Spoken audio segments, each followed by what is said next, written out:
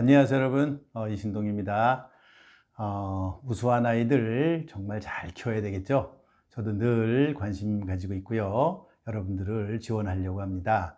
여러분들 궁금하신 점 같이 상의하고 같이 키워나가도록 그렇게 노력하면 좋을 것 같습니다.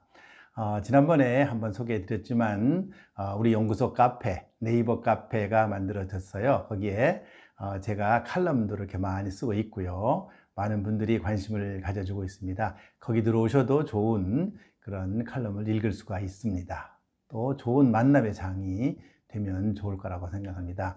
이제는 우리 우수한 아이들을 같이 키워나가는 그런 캠페인, 운동을 좀 해야 될 것 같아요. 혼자 고민하시지 말고 같이 키워나가는 그런 운동을 하면 좋을 것 같습니다. 자, 오늘은 제가 이런 주제로 말씀을 드려보겠습니다. 상위 1%의 영재들에게 꼭 키워줘야 될 능력입니다. 상위 1% 영재들, 고도 영재들이죠. 이 고도 영재들에게 꼭 키워줘야 할 능력이 뭘까 하는 겁니다. 우수한 아이들은 사실 기대를 많이 하게 되죠. 공부도 잘할 것이다. 그 다음에 사회 나가서 성공할 것이다. 그 다음에 뭐 좋은 대학에 진학할 것이다. 또 좋은 외국에 유학을 가서 공부할 것이다. 앞으로 전문 직업을 갖게 될 것이다. 전문직에 나갈 것이다. 이런 등등의 여러 가지 기대를 합니다. 인문사회로 나가서 똑똑한 아이들 요즘에 어디 가겠어요? 로스쿨에 진학하잖아요. 로스쿨에 진학해서 뭐 변호사도 되고요, 검사도 되고요, 판사도 되고요.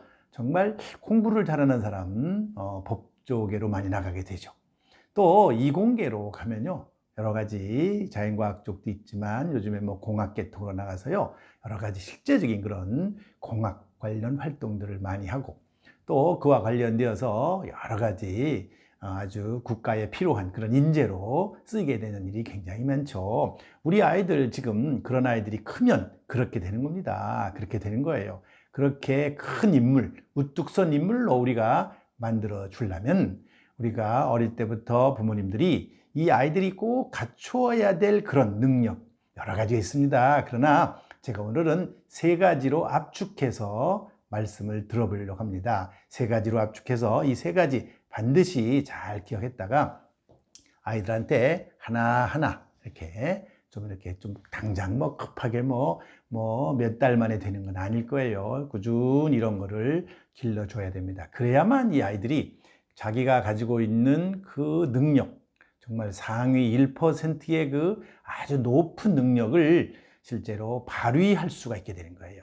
이게 발휘가 안 되면 의미가 없는 것이죠. 그래서 이러한 능력들을 잘 발휘하게 만드는 것이 굉장히 필요한데, 그것을 부모가 도와주고 지원해주고, 또 부모님이 잘 아니까, 어린아이들 잘 모르잖아요. 초등학교 2학년, 3학년, 4학년 이런 아이들 아직 잘 몰라요. 부모님이 방향을 잘 잡아주고 끌어주고, 그 다음에 때로는 밀어주고, 이렇게 해줘야 그 아이가 잘 나갈 수가 있습니다. 자, 세 가지 꼭 키워줄 그런 세 가지 능력. 첫째는요, 조직 속에 적응하는 능력입니다. 조직 속에 적응하는 능력이에요. 요즘에 저한테 상담으로는 많은 부모님들이 걱정하는 게 있어요. 그 걱정하는 게 뭐냐면 바로 이런 겁니다. 학교에 재미없어 합니다. 학교에 가서 재미없어 하고요, 학교에 안 가려고 하고요, 이런 거예요. 심지어 더 어린 아이들은 어떤 아이들이 있느냐면은 유치원에 안 가려고 그래요. 유치원도 안 가려고 그래. 벌써 유치원에 적응이 어려운 거죠. 이게 벌써 조직 속에 적응하는 힘이 약한 거예요. 이 조직 속에 적응하는 능력이라고 하는 건 정말 필요한 겁니다. 자, 조직을 떠나서 우리가 살 수 있나요? 뭐 그냥 저기 산속에 가서 혼자 살면 문제 없겠죠. 가정도 사실은 조직입니다. 가정 속에 잘 적응하고요. 그다음에 친척이라고 하는 그런 또 그룹 있잖아요. 더 나가서 이제 유치원이 있고요, 학교가 있고요, 여러 가지 무슨 뭐 나중에 중고등학교 가면은 봉사활동 단체 같은 곳 있어요. 동아리라는 게 있어요. 그런 조직도 있고요. 또 뭐 학원 같은 데 가는 것도 있고요. 여러 가지 우리 주변에는 조직이 있어요. 이런 조직에 잘 적응하도록 키워줘야 돼요. 사실 이게 적응이 안 되면 물론 혼자 자기가 다 혼자 뭐 살아가는 그런 사람도 요즘에는 있지만, 그러나 일반적으로 우리가 남들이 그 사람의 능력을 알아줘야만 우리는 그 사람이 훌륭하게 되는 것이지, 나 혼자 독불장군, 나는 잘났는데, 나는 똑똑한데 왜 남들이 나를 알아주지 않을까? 이렇게 말하는 것은 의미가 별로 없죠. 내가 많은 사람들이 나를 보고 야, 정말 대단하다, 능력 있다, 인정하고 인정받는 삶, 그런 삶이 바로 훌륭한 삶이고 영재들이 바람직한 그런 삶이라고 생각이 되는 거예요. 그러니까 조직에 잘 적응하도록. 그래서 유치원에 가기 전에 엄마가 유치원에 가서 네가 조심해야 될 부분, 네가 해야 될 그런 것, 하지 말아야 될 것, 이런 걸 반드시 가르쳐 줘야 돼요. 또 학교에 가려고 그러잖아요. 학교에 이제 입학하기 전에 엄마는 반드시 그 아이한테 너는 학교에 가면 이런 일이 생길 거야. 그러니까 이런 일은 조심해야 돼. 라고 꼭 일러주시고 타일러주고 가르쳐 줘야 돼요. 그 방향을 잡아 주셔야 돼. 그게 잡히지 않으면 학교에 가서 적응이 안 돼요. 한 예를 들면 이런 겁니다. 굉장히 똑똑해서 칭찬만 받았어요. 늘 칭찬만 받았는데 학교에 갔더니 칭찬해 준 사람이 없거든요. 그럼 학교가 재미없는 거예요. 자기가 항상 칭찬만 받았는데 가끔 꾸중도 받고 이러면 정말 답답하죠. 학교에 적응하기 어려워지는 일이 벌어집니다. 이거를 부모님들이 아시고 잘 도와줘야 됩니다. 자, 그럼 두 번째 능력은 뭐냐? 두 번째 능력은요, 네트워크를 관리하는 능력이에요. 네트워크 있잖아요. 네트워크. 자, 이거는 친구 간의 네트워크 있어요. 이건 사회성이 굉장히 중요한 거죠. 초등학교 가면 친구가 있어요. 친구들한테 잘해주고 친구들이 자기를 좋아하게 만들어주는 게 필요해요. 우리 영재 부모님들은 우리 아이가 앞으로 이 사회의 리더가 된다, 리더가 될 것이다, 이렇게 기대를 많이 해요. 맞습니다. 우수하니까 리더가 될 수 있죠. 자, 그런데 리더가 되려면 뭐를 잘해야 되나요? 네트워크 관리를 잘해야 돼요. 요즘에 우리나라도 이 정치가 이제 대통령 선거를 앞두고 굉장히 복잡한 일들이 많이 벌어지잖아요. 뉴스만 틀면 계속 그런 얘기입니다. 네트워크 관리가 잘 돼야 돼요. 어떤 곳에서든 어떤 조직에서든 리더가 되려면 그 사람들과 관계된 사람들이 그 사람을 되게 존중해주고 잘 따라주고 그래야 되는 거예요. 네트워크 관리가 잘 돼야 돼요. 네트워크 관리는요, 친구들 사이에서도 이루어질 수 있어요. 그 다음에는요, 상하로도 이루어질 수 있어요. 나보다 위에 있는 선배라든지, 더 심지어는 선생님이라든지, 아니면 아래로 후배라든지 동생이라든지 이렇게 수직적으로도 네트워크 관리가 있고요. 아까는 수평적인 얘기했잖아요. 더 나아가서는요, 또 우리가 친척이라든지 이런 아주 친족 간에도 네트워크 관리가 필요해요.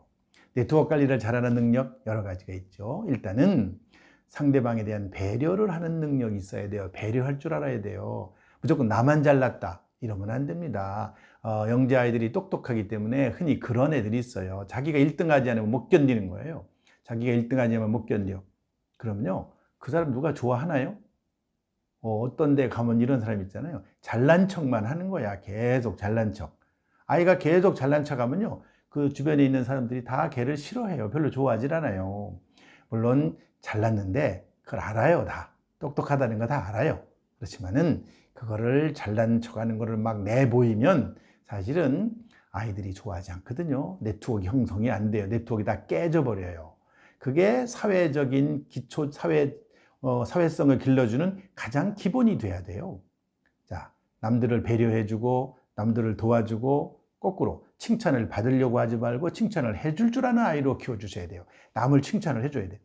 어떤 아이가 굉장히 잘해. 그러면 그 칭찬을 해줘야, 네가 칭찬해줘야지. 잘했다고 인정해줘야지. 칭찬해줘야지. 격려해줘야지. 그런 거를 가르쳐 주셔야 돼요. 그게 안 되면 네트워크 관리가 안 되는 거야. 다 끊어져요. 네트워크가 다 끊어져. 안타깝잖아요. 이런 거는 부모님들이 집에서 해줄 수 있는 거예요. 충분히 부모님들이 해줄 수 있어요. 그러니까 부모님들이 얼마든지 아이들의 이런 능력들을 키워줄 수가 있어요. 우리가 교과, 공부, 학교에서 국영수 이것만 잘한다고 되는 게 아니거든요. 이 사회에서 리더가 되고 사회에서 성공적인 삶을 살아가는 것은 반드시 그것만 갖고 되는 게 아닙니다. 그 다음에는요, 세 번째는요, 멘탈 관리하는 능력이 필요해요. 멘탈 관리. 여러분 멘탈 관리 아시죠? 멘탈이 무너졌다. 이런 얘기 굉장히 많이 해요. 멘탈이 무너지면 끝나는 거예요.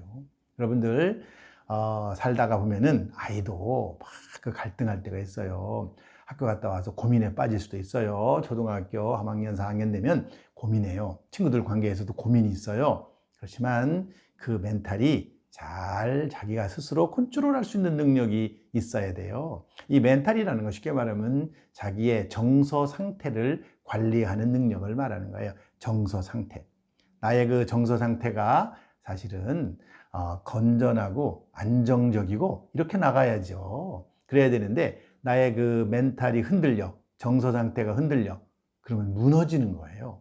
그게 무너지면요, 우리의 모든 지적인 능력도 같이 무너지는 거예요.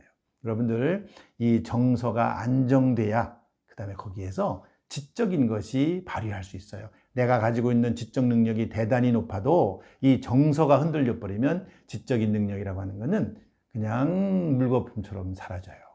그 때문에 나의 그 멘탈이 잘 유지될 수 있도록, 사실은 사람은 누구나 그래요. 어른도 그렇고 아이들도 그렇고 이 멘탈이 흔들릴 때가 있어요. 어떨 땐 짜증이 날 때가 있어요. 정말 좌절할 때가 있어요. 정말 어떨 때는 무지하게 섭섭할 때가 있어요. 그렇지만 그런 것을 잘 관리하고, 그리고 내가 스스로를 잘 지켜야 돼요. 나 스스로를 잘 지켜야지 이 셀프, 자라고 하는 것이죠. 이 셀프라고 하는 것을 잘 컨트롤하고 잘 유지하고, 그래야 그 사람이 건강해지는 거예요. 신체적인 건강만 중요한 게 아니라 이 정신적 건강 굉장히 중요한 겁니다. 이 심리적인 건강, 정서적인 건강 대단히 중요한 거죠. 제가 오늘 상위 1%의 영재들에게 꼭 키워주어야 할 능력 3가지를 설명했어요. 다시 한번 정리하면, 첫째, 조직에 적응하는 능력이다. 조직에 잘 적응하게끔 부모님들이 가르쳐 줘야 되고요. 둘째는 네트워크를 잘 관리하는 것이 굉장히 필요하다. 이제 초등학교 중학년에서부터 중에서부터 고학년 올라갈 때는 더더욱 필요해지는 것이죠. 그다음에 3번째는 자신의 멘탈을 관리하는 능력을 잘 키워주셔야 된다. 슬프거나 괴롭거나 힘든 일을 잘 극복하는 그런 능력이 굉장히 필요하다 하는 겁니다. 우리가 아주 우수한 아이들, 똑똑한 아이들, 아주 상위 1%에 들어간 아이들, 이런 아이들은요, 정말 기대를 많이 할 수가 있는데, 그런 기대라고 하는 것, 기대 속에 우리가 기대에 부응할 수 있도록 만들어주기 위해서 이런 것들이 반드시 필요하니까 부모님들이 유념해 두셨다가 아이들을 집에서 지도할 때, 키울 때 꼭 이런 것들을 잘 길러줄 수 있도록 그렇게 해주시면 성공적인 삶을 살아갈 수 있을 거라고 생각합니다. 오늘은 여기까지 하겠습니다. 감사합니다.